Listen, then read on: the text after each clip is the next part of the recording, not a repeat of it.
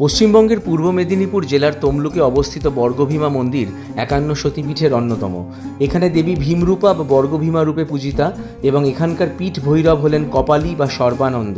এখানে দেবী সতীর বাঁ পায়ের গোড়ালি পতিত হয়েছিল। পশ্চিমবঙ্গের বীরভূম জেলার নলহাটিতে নলাটেশ্বরী মন্দির ৫১ সতীপীঠের অন্যতম। এই স্থানে দেবী নলাটেশ্বরী বা শেফালিকা রূপে পূজিতা, যা মা কালেরই এক রূপ, এবং এখানকার পীঠ ভৈরব হলেন যোগীশ বা যোগেশ।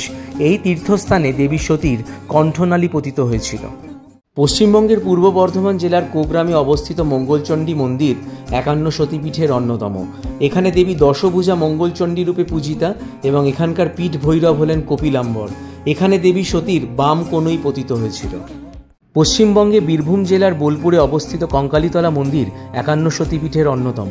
এইখানে দেবী কঙ্কালেশ্বরী বা বেদগর্ভা নামে পূজিতা এবং এখানকার পীঠ ভৈরব হলেন রুরু।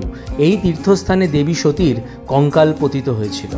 পশ্চিমবঙ্গের বীরভূম জেলায় অবস্থিত বক্রেশ্বর শক্তিপীঠ ৫১ সতীপীঠের অন্যতম। এই স্থানে দেবী মহিষমর্দিনী রূপে পূজিতা হন এবং এখানকার পীঠ ভৈরব হলেন বক্রনাথ বা বক্রেশ্বর। এই স্থানে দেবীর ভ্রুযুগলের মধ্যবর্তী অংশ বা তার মন পতিত হয়েছিল। কলকাতার বুকে আদিগঙ্গার তীরে অবস্থিত কালীঘাট মন্দির সতীর ৫১ শক্তিপীঠের অন্যতম। এই তীর্থের পীঠ দেবী অর্থাৎ মা কালী দক্ষিণাকালী রূপে এবং শিব ঠাকুর নকুলেশ্বর রূপে পূজিত হন।